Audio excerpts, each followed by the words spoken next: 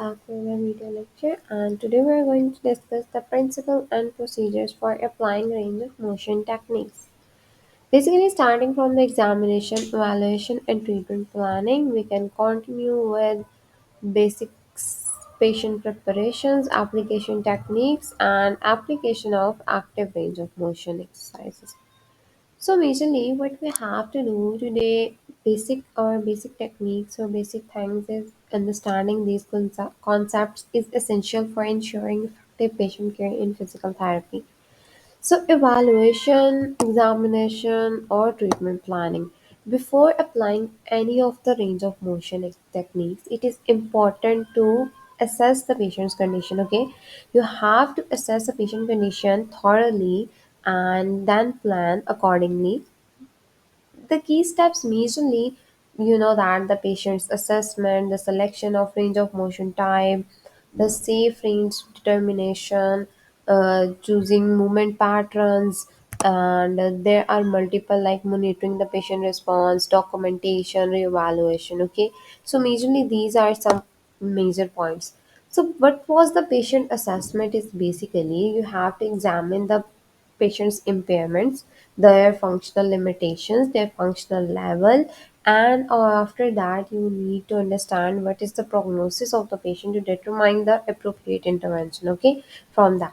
So, after assessing the patient, you just need to select any of the range of motion type, like what type of range of motion exercise you have to perform, whether you have to perform passive, active assisted, or active. So, what best suits for the patient's need, okay? That depends on the patient's condition as well. So majorly after selecting the range of motion, like we have started with patient assessment. After that, we have select the range of motion type. The third one is basically the safe range. Okay, you have to identify the safe range, the safe basically zone in which the patient can perform any of the motion safely without causing any harm. Okay, without causing any harm, that means you have to identify certain kind of safe range in which you have to perform that kind of range of motion that you have selected in a um, previous point. Okay, this is the third. What we have to do: first patient assessment, second one was the range of motion exercises, third one was the safe range. After that, you have to go for the choosing movement patterns. Okay, range of motion techniques can be performed using different movement patterns. Okay, like starting from the uh, anatomic planes, after that muscle elongations, then combined patterns. So here you have to choose any of the specific movement patterns, so in which you have to perform that range of motion techniques. Okay, like what type of movements you have to select. First you have to select the planes. Okay, the frontal, sagittal, transverse plane you have discussed before. Okay, you have learned before. So frontal, sagittal, and transverse plane, you have to select any of the one, or you have to select multiple of the one, multiple from them. Okay. After that, muscle elongation movement opposite to the basically muscle pull. You have to stretch the patient muscles. Okay. Like you have to stretch the patient muscles, you have to perform combined patterns like diagonal patterns and multiple plane movements. You have to decide functional patterns like what type of ideal activities I have to improve. Like if patient want to eat, so I have to improve this kind of technique, this kind of functional pattern in patient. If patient want to wear something, if patients want to comb their hair, so they have multiple functional patterns. So I have to work on those multiple functional patterns. Okay, after that, monitoring the patient response, like I have to observe the patient vital signs first, like change vital signs are different. Like you have to temperature, you have to take care of the patient's color, pain, range of motions, quality of movements, and you have to assess every kind of thing. Okay, in the patient. So with that, you have to consider any of the specific normalities like hypertensive. If patient is hypertensive, you have to take care of the BP monitoring, blood pressure monitoring, and also with that you have to take care of the patient's breathing patterns, and if the patient needs that. Okay, you have to take care of multiple monitorings. Okay, in the patients. So after that, you have to document everything and then record the findings. like what kind of basically patient's condition is, what type of patient condition is, and after that you have to basically record everything, and after, at the end you have to reevaluate, like modify the intervention if required, or if not then you just need to interpret and apply the procedures on the patients. Okay. Or if there is any need in the patients, like if patient can get progressed or response, so you have to change range of motion exercises, you have to progress into stretching, or you have to progress into strengthening, you have to take care of everything. Okay. So examination, basically examination, evaluation and treatment planning is this point. This is the major points you have to study under this heading. Okay. After that, what was that is patient preparation. Patient preparation is like, that the before initiating any of the range of motion exercises, you have to prepare the patient. Okay, proper preparation is crucial. Some kind of steps you have to take to assess, or you have to prepare the patient for their treatment plan. First, you have to communicate. Okay, you have to explain the procedure. You have to demonstrate the procedure. You have to tell the patients what are the goals you have to achieve in this. After that, remove the restrictions. Okay, ensure the area is free from clothing, any of the splints, if the splints have present, any of the dressings, drapes, everything you have to remove, or you have to free the patient from any of the restrictions, the patients appropriately. Okay. After that, proper positioning, like ensure the patient is comfortable, well aligned, stabilized, everything you need to take care of that. And after that, what kind of position you want to, in which you want the patient's ranges to complete, or you need like spine line, side line, every kind of what kind of position. Proper body mechanics, you have to maintain your body mechanics properly, like what kind of position or what side of the patient you have to stand, what kind of position you have to maintain, how much your feet have to be apart, how you have to perform that movement to reduce strain in your body, to effectively handling the patient, everything related to therapist as well.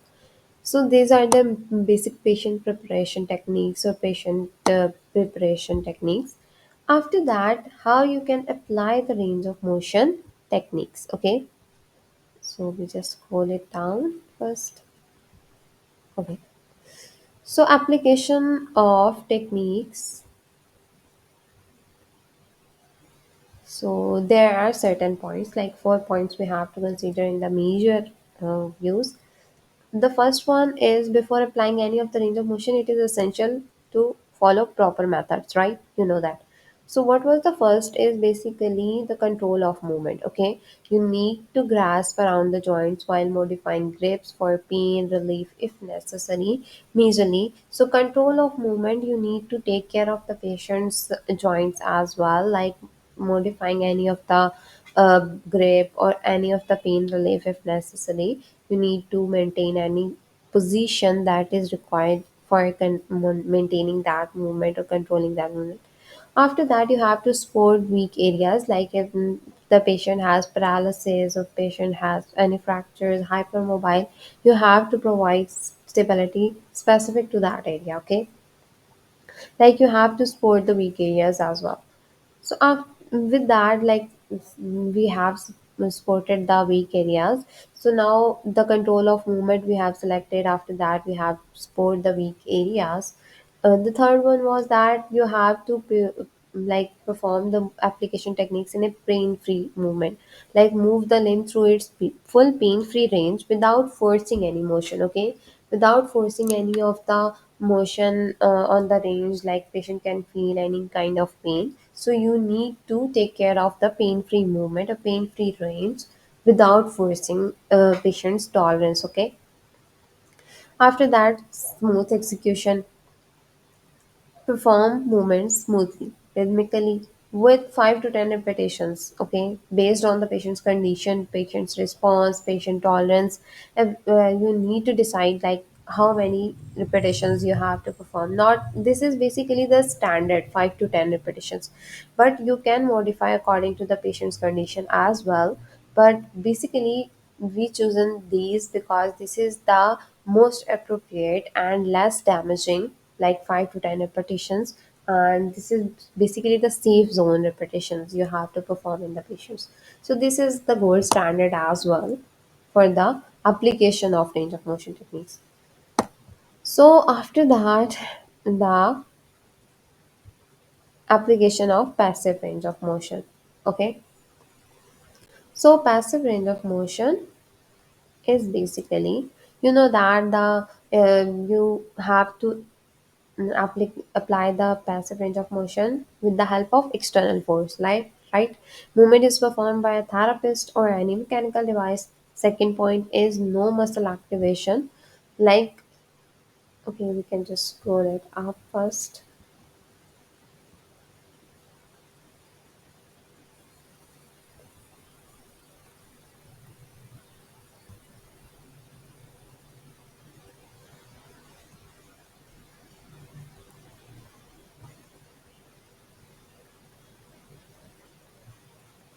Sorry for the disruption. Okay, so the second point shows that no active,